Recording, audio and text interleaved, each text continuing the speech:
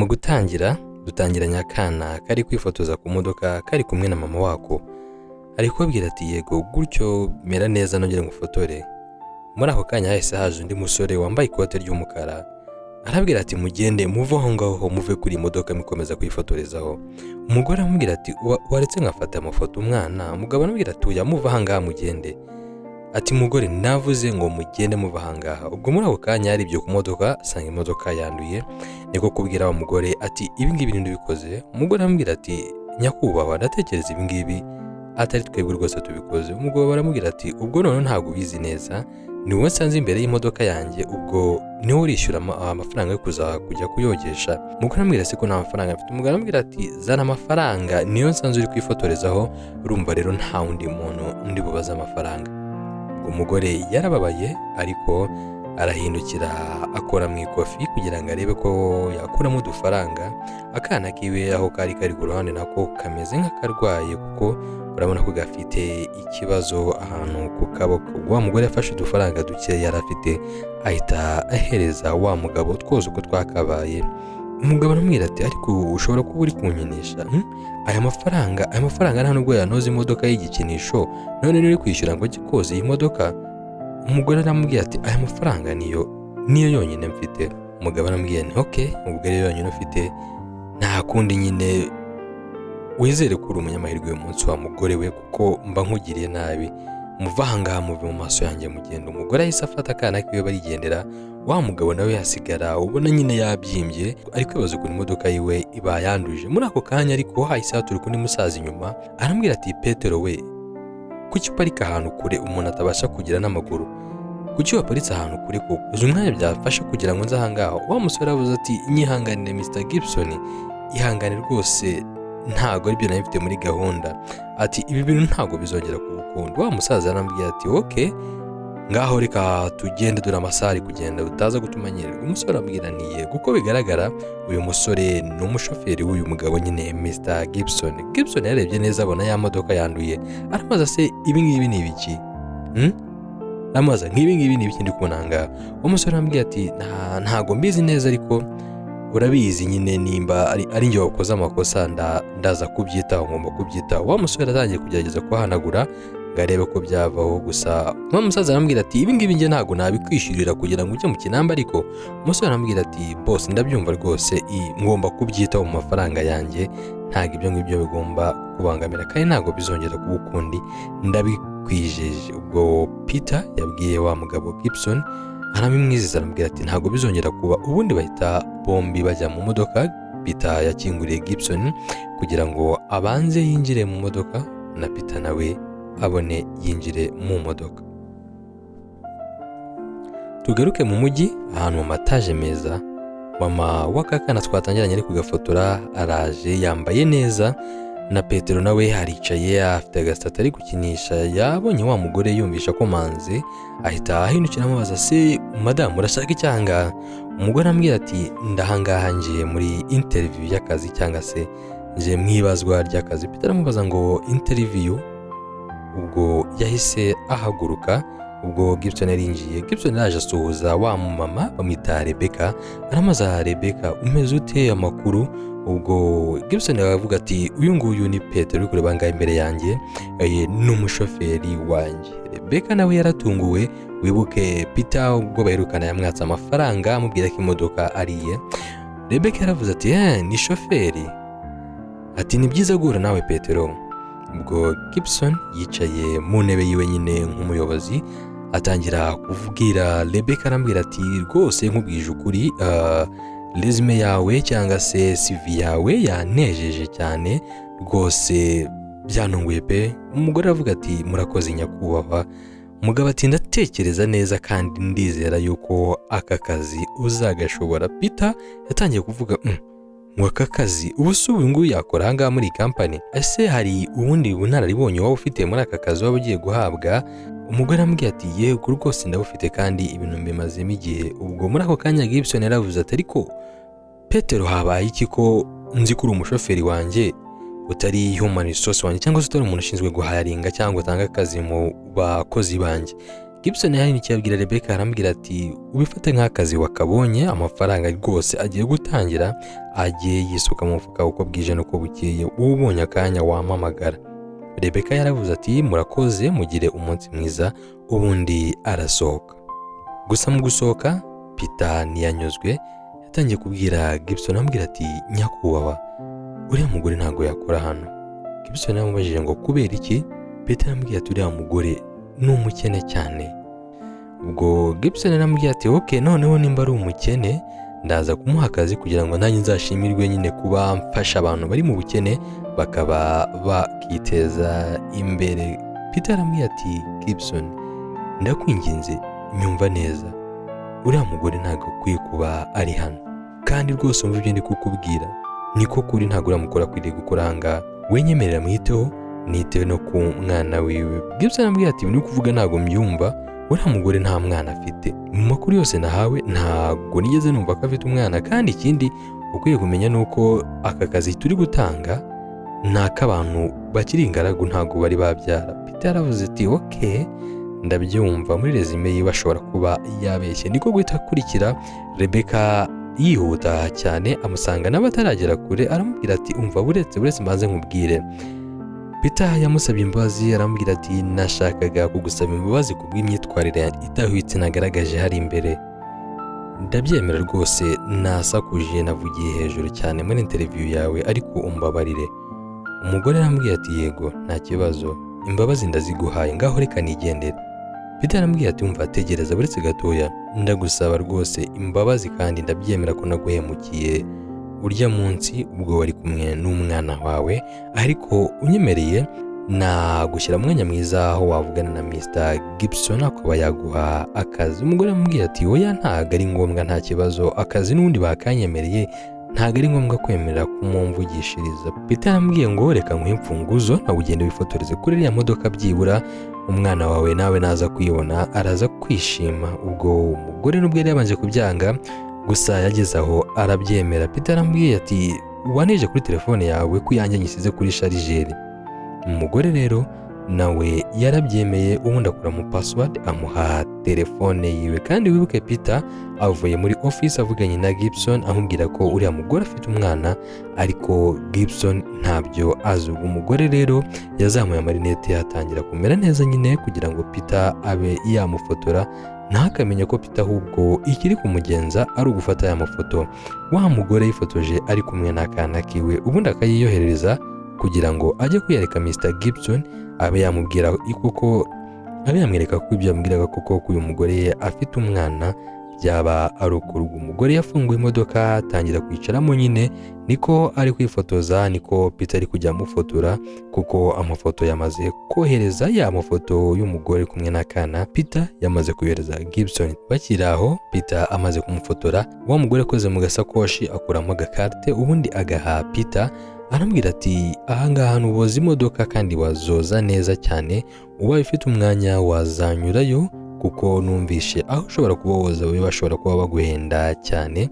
Ati ubu nibwo bufasha nanjye naguha. Peter arambwira ati okay murakoze, ndabashimiye cyane. Ubwo umugore yahindukiye areba inyuma ya modoka, aravuga ati okay, ariko ni imodoka nayo ni nziza, imodoka utwara ni nziza cyane pe. Umugore yabwiye Peter ati nari mfite imodoka nk'iyi ngiyi mbere mu bihe byatambutse, kandi Kevin yarayikundaga cyane, uko byasa kose Kevin ni umwana we. Umugore kandi yahise abonaho no gushimira Peter, aramubwira ati wakoze, hari imbere kuba utavuze ko mfite umwana w'umuhungu, rwose kuba uri umubyeyi umwe urera umwana ni ibintu bigoye cyane, noneho akazi nk'aka ngaka kukabura kubera ufite umwana biba ari ibintu bibabaje cyane. Peter aramubwira ati byagenze bite kumbwiye ngo wari ufite imodoka mbere?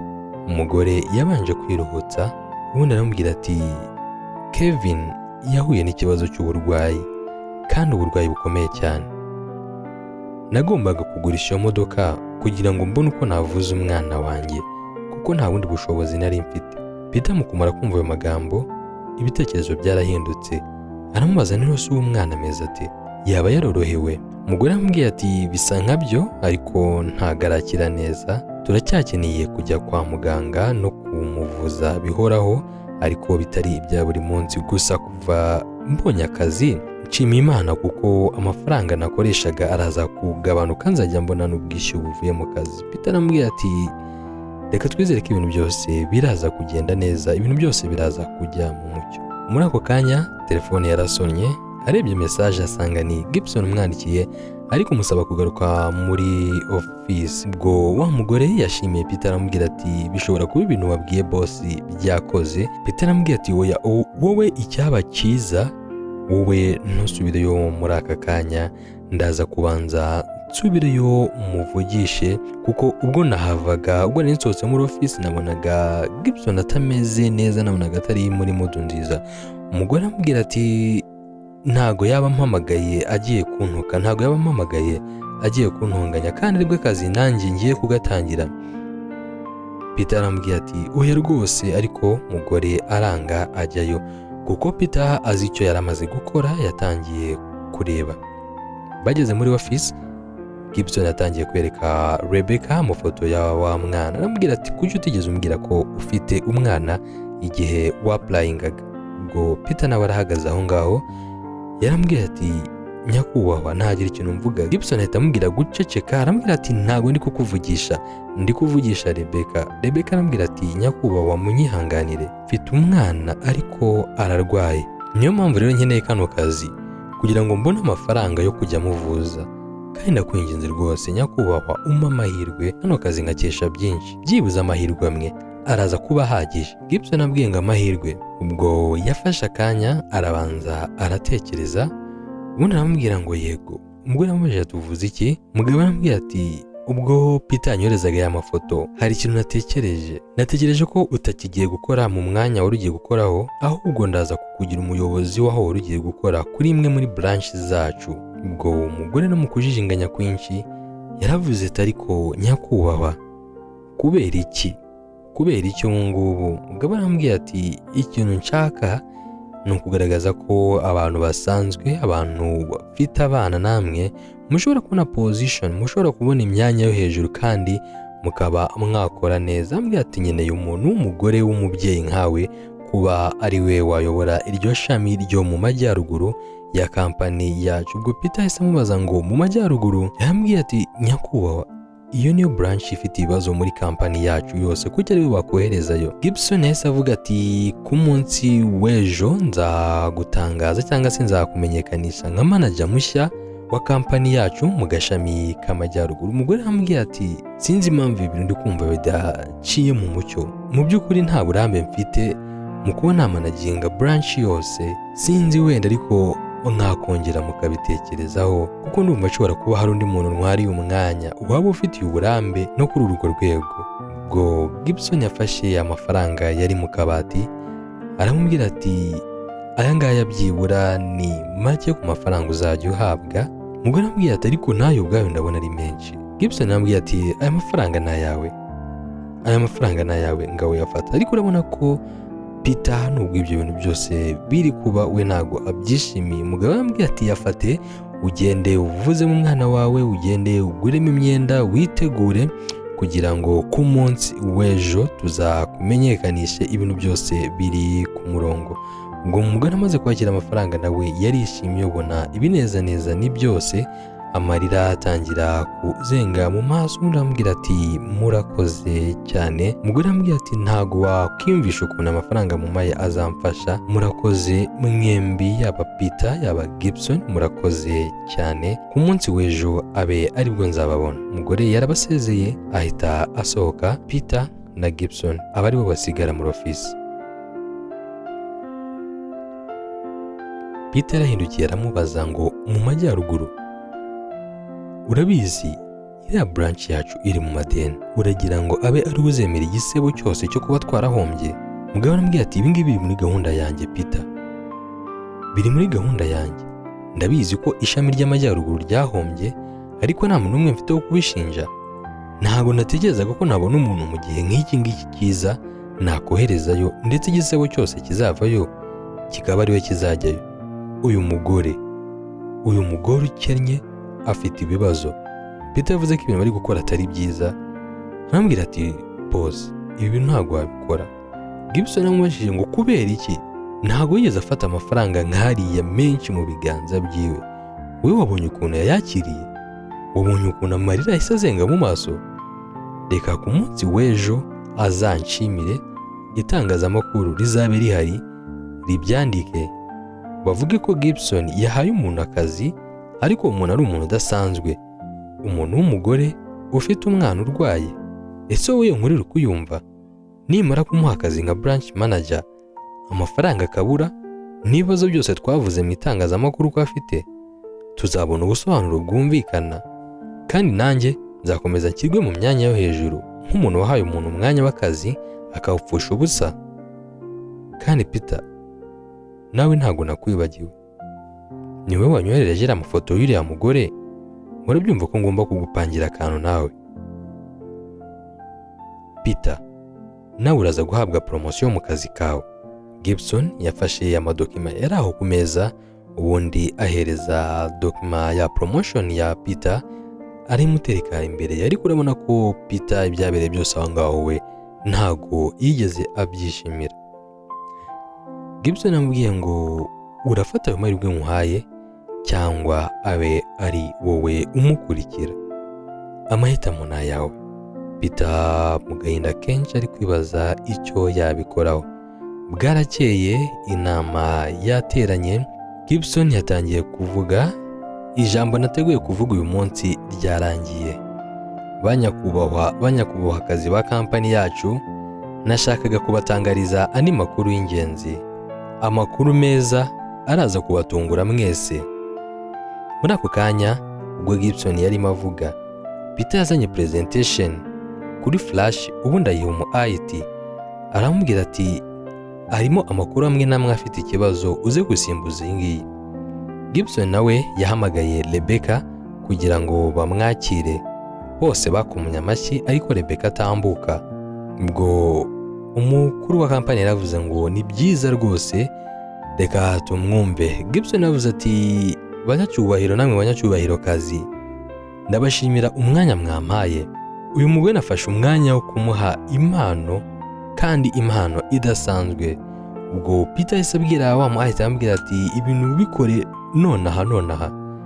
Gibson agitambuka kuri screen imbere kuri televiziyo, bahise bashyiraho ya foto ya wa mugore yafotoye akana kiwe gahagaze imbere y'imodoka, handitseho amagambo avuga ngo imodoka yanjye nemeye kuyigurisha kugira ngo umwana w'uyu mugore abe yavurwa. Ubwo umugore yahise yikanga, abandi baraho bose bakoma amashyi batunguye no kubona Gibson yagurishije imodoka yiwe. N'itangazamakuru naryo ubwo niko riri gufotora igikorwa nk'icyo ngicyo. Umugore we yaguye mu kantu, ariko na Gibson nawe yaguye mu kantu, kuko ibintu nk'ibyo ntago ari byo yari yateguye. Yaravuze ati hashobora kuba habayemo ikosa.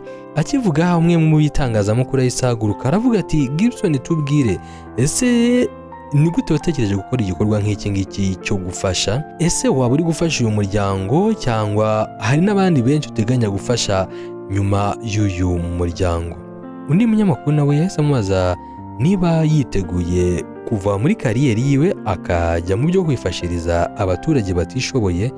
Muri ako kanya Peter yahise atera intambwe, ndetse azana n'akakana imbere gahagararana na mama wako. Yahise azana dokima aravuga ati ni sinyatire yonyine isigaye kugira ngo ubufasha wahaye uyu mwana, ubufasha wageneye uyu mwana bumugereho. Muri ako kanya umukuru wa kampani nawe byaramunejeje, ahita ahaguruka aravuga ngo ndishimye rwose Peter, ibintu ukoze biranejeje cyane. Ahita akura ikaramu mu mufuka arayimuha kugira ngo Gibson abe yasinya kuri izo dokima nyine zigaragaza ko imodoka yemeye kuyihara, yemeye kuyitanga kugira ngo umwana abe yavurwa. Rebecca na Kevin bahagaze aho ngaho nabo bari kureba igikorwa nk'icyo ngicyo cyiza kibaye kibatunguye. Gibson nawe ari gusinya, ariko ntago abyishimiye habe na gato rwose, kuko ibi si byo yari yateguye. Amaze gusinya rero yarebye Peter, kuko niwe bari baziranye ku isiri rya babiri. Abandi nabo bari gukoma amashyi, ntibazi ibyo Gibson yari yateguye gukorera uwo mugore. Yakoze ku rutugu aramubwira ati Peter, ibi bintu nkoreye nzamakinga sure ko uzabyicuza ubuzima bwawe bwose, kandi nta gushidikanya ibintu nkoze nzatuma ubyicuza. ubwo wa mugore yarambuye ikiganza arambwira ati Gibson, ndagushimira, urakoze, ibintu ukoze birantunguye, nta magambo na makeya nabona yasobanura uko ndi kwiyumva muri aka kanya. Gibson yaravuze ngo uko nguko nanjye niko ndi kwiyumva. Peter yafashe ijambo aravuga ati njye ndi umutwazi w'imodoka usanzwe, kandi buri gihe nahoze numva nkanumbira ibyo Gibson ambwiye byose mu gihe cyose twakoranye. Ubwo abari aho bakomeza gukoma amashyi bigaragaza ko bishimiye rwose ibintu biri kuba aho ngaho. Peter yakomeje avuga ngo nahoze ntekereza, nahoze nzirikana, nahoze nifuza ndetse nkumva ko kuba umuntu yaba umukire ari cyo kintu cya mbere cyiza cy'ingenzi kibaho mu buzima umuntu yakora akazabaho anezerewe. Gusa ibi byose Gibson yansobanuriye ndetse yanyigishe ko ibyo nifuzaga ibyari inzozi zanjye bitari ukuri, ahubwo anyeretse inzira ya nyayo. Gibson ahangaha anyeretse ku kintu cya nyacyo cy'ingenzi mu buzima ari ukugira umutima mwiza, ari ukugira umutima uciye bugufi. Yaravuze ngo urakoze Gibson kubw'iyi impano umpaye kunyigisha ko nkwiye guca bugufi no gufasha abantu, ubundi amukora mu kiganza. Akimara kuvuga, umuyobozi wa kampani muri rusange nawe yakomeje avuga ko ibibereye aho ngaho ari byiza cyane, anejejwe n'igikorwa cya Gibson, abonaho no kuvuga ko nawe hari impano yifuza kumuha kugira ngo Gibson akomeze atere imbere, Gibson akomeze nimba ari n'ufasha afashe abandi bantu. Muri ako kanya yavuze amazina ya Gibson, amazina yombi Michael Gibson. Aramubwira ati Gibson, uranejeje cyane, nanjye uyu munsi nkuhaye kujya kumanaginga branche cyangwa se ishami rye mu majyaruguru, nk'uko ariryo shami dufite rikeneye imbaraga. Kandi wibuke ko Gibson aricyo kintu nawe yari yagambanye agira ngo yoherezeyo uyu mugore, none birangiye Gibson ari we ahubwo bahaye kujya kumanaginga iri shami ryo mu majyaruguru. Peter yaramwigira amubwira ati ngibi nibyo n'undi wahoze wifuzaga manager mushyashya, wifuzaga branche nshyashya, none dore urayibonye. Ati ahubwo felicitation rwose, genda ukora akazi. Kandi bombi babiziranyeho ko iyi branche iri mu bibazo by'amadeni. Ubwo abantu bakomeje gukoma amashyi, ariko Gibson urabona agahinda karamwishe nyine. Urwo yari yaciriye abandi birangiye ari we uruciriye. Ahangaha rero hakaba harimo n'isomo ryo kutifuriza cyangwa se kutaba wagambirira kugirira umuntu nabi, kuko isaha n'isaha aba ari wowe bishobora kugaruka. Munyemerero mbashimire mwe mwese twabanye, nariryo Bahizi. Tuzasubire mu nkuru yacu y'ubutaha. Wibuke gukora subscribe kugira ngo inkuru yacu y'ubutaha itazagucika.